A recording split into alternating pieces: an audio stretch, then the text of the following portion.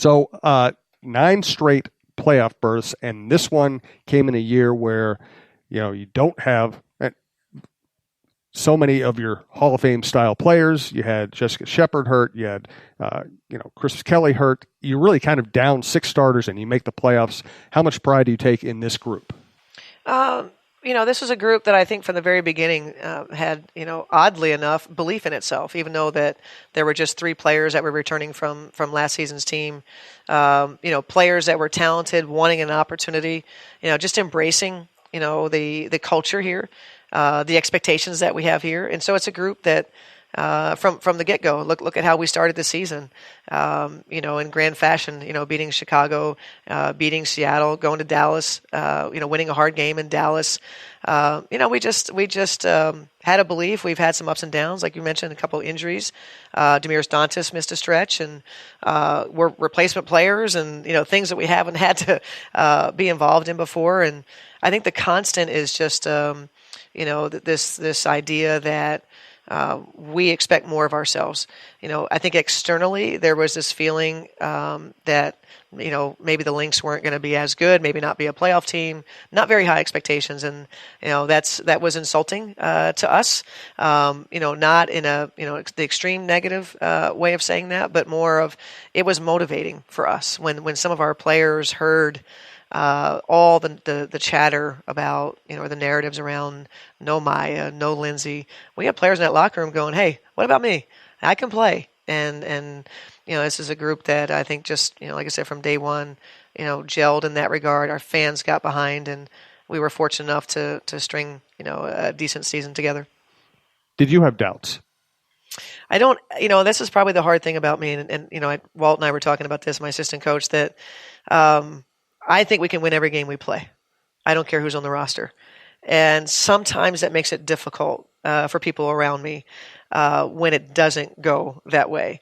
Because I believe that if you do things this way, I don't care what your name is, when you play together, when you're passionate about the way you play, you can overcome, maybe a team that's more talented than you. And so I'm not surprised at the team's success. Again, we had higher expectations than maybe that people did externally. Do I understand the achievement of this team? Yes, I do. And I'm really happy for them, really proud of them. This is a group that, the last 3 games, playing at home, they've really kind of gotten together and decided who they want to be, but it's the collection of knowledge that you gain along the way of times when you weren't as successful as you wanted to be. You have to go through those times in order to get to this place where this team is now, and how you handle adversity determines everything. And I think this group continues to show that they're very, very resilient. If someone came in here right now and said, this has been your best coaching job, would you agree with that?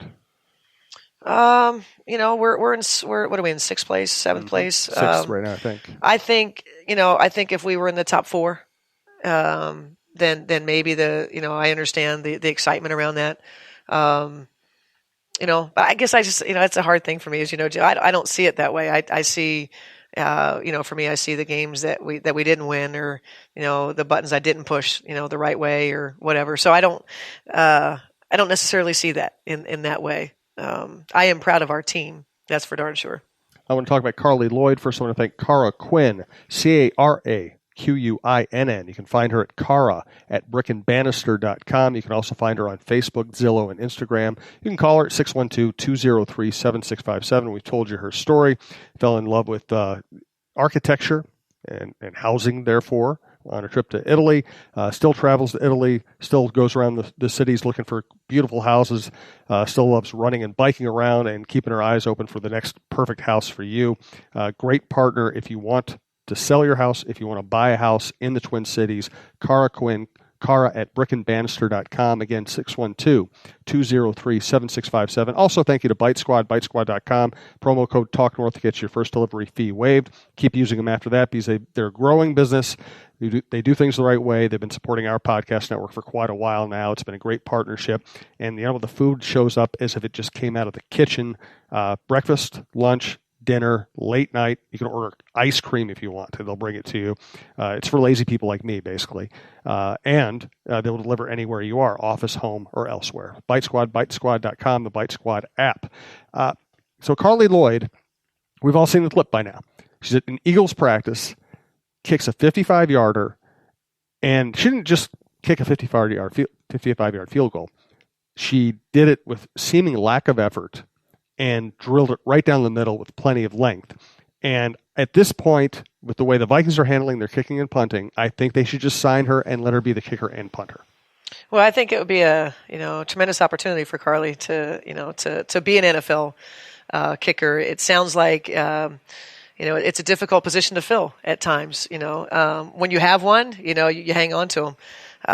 And so, I think it's like anything else. Why would you limit your field of applicants, so to speak? So if Carli Lloyd can get that done, obviously she'll need coaching in terms of the technique in the NFL when you got a little higher pressure situation. And I think it was Chris Cluey that his comment was she got to get it off a lot faster than that.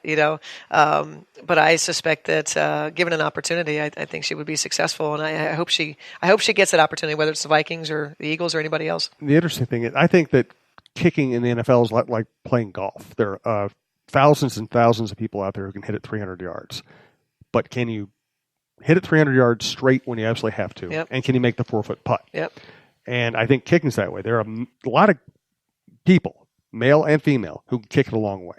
Can you do it under pressure, in rhythm, when things are happening around you? Absolutely. But that's where I would look at her. I mean, she's handled pressure. She's been a world-class athlete forever. Exactly. And I've always said this: Olympic athletes have something just a little more special about them. Whether it's competitive fire, whether it's this this mental toughness. I don't know Carli personally, so I don't know what it is that she has.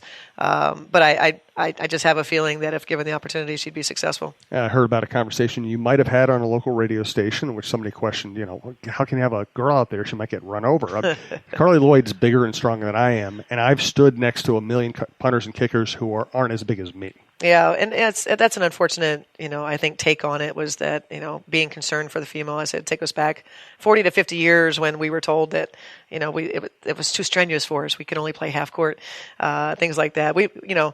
I've seen the punters, I've seen the kickers, like you said, physically, what about the 300 pound, well, guess what? If Carli signed up for it, the expectation of her should be exactly the same as it would be for, a male that would be in that role. So I said that was something that I was so thankful about my dad. My dad treated me exactly the same way as he treated my brothers.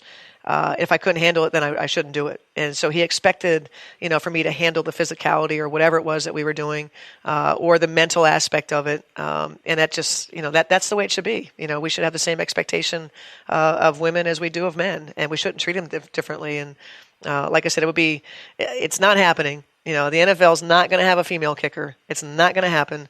That's not the league that something like that's going to happen in. The NBA is far ahead of the NFL in this regard. And but I sure would love to see it. I think it would be a big boost to the NFL if they would open their minds to something like this. We have so much basketball to talk here over the next couple of weeks. I want to save a topic for later, but when we get to the off season and kind of open our horizons a little bit, I would be interested in hearing what you think about the NFL, the NFL's partnership with Jay-Z, the fact that they are now marketing social justice, and yet they won't let Colin Kaepernick back in the league. But that's like a long conversation, so we're going to save that when we can really get into it deeply. But I really want to hear your thoughts on that. For now, let's wrap up this show. Just give me a preview of Sunday night and the coming week. Well, it's our final home game, so that's always got excitement around it. I can't believe we're here. It's the final home game, so it's fan appreciation night. So the way that we can reward our fans is to play great, and it's a tough opponent that's playing well. They're different than the last time we faced them, the Indiana Fever. They have a rookie who is playing great, and Tiara McCowan. She's 6'7", strong inside, so we're going to have her hands full there. And then Kelsey Mitchell, who just flies up and down the floor and fires threes.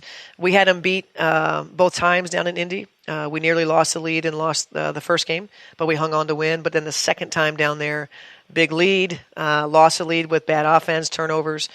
So we're looking for a complete game, and we're going to have to play a complete game to be able to win our final home game of the season. I lied about that being the last thing. I want to get to a couple Twitter questions. First of all, Mary MJ on Twitter just sends congratulations on the job you did with the team this year. We always appreciate Mary. And EB, Eric Bugard, it looks like, asked, what is the part of Collier and Dantas' games that you would like to see improved on during the offseason going into next year? Well, I think Dantas, it may not even necessarily be that much about her game. It'll be more about her physical abilities to withstand playing 30-plus minutes in the WNBA.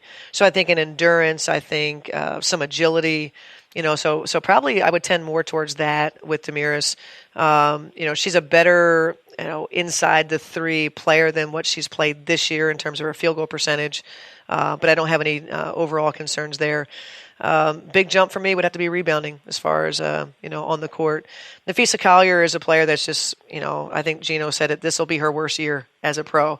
And so I think for her, obviously the consistency of shooting the three ball, once you start shooting a three where people fear what you're doing, it opens up a whole nother world of what you can do off the dribble. And she's just so good off the bounce. Obviously she's good in the post, playing the small forward.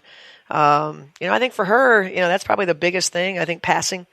When I play her at the 4 or even at the 3, her decision making, her on time, on target, and seeing something right before the defense sees it, that'd probably be another area for Napheesa. I was watching her warm up on Tuesday night, and it looks to me like she's already started smoothing out her shot. Yeah, she has. Yeah, it looks really good. I mean, she's getting great trajectory on it. I don't know that her threes hit the rim, the last game, but she. She's just starting to understand it, and she knows she has to take it. We've asked her, you take 5 threes. We're okay with it. Shoot it. We don't care if it's an air ball. Shoot it. And I think she's just getting comfortable with that notion, that's okay. And obviously put the time in the gym, so that you don't shoot air balls and it goes better and you want to shoot more of them. So, but I agree. I think she's just feeling good right now. Thanks to our sponsors. Thanks to all of our listeners. Thanks to Cheryl, of course. We will talk to you next week.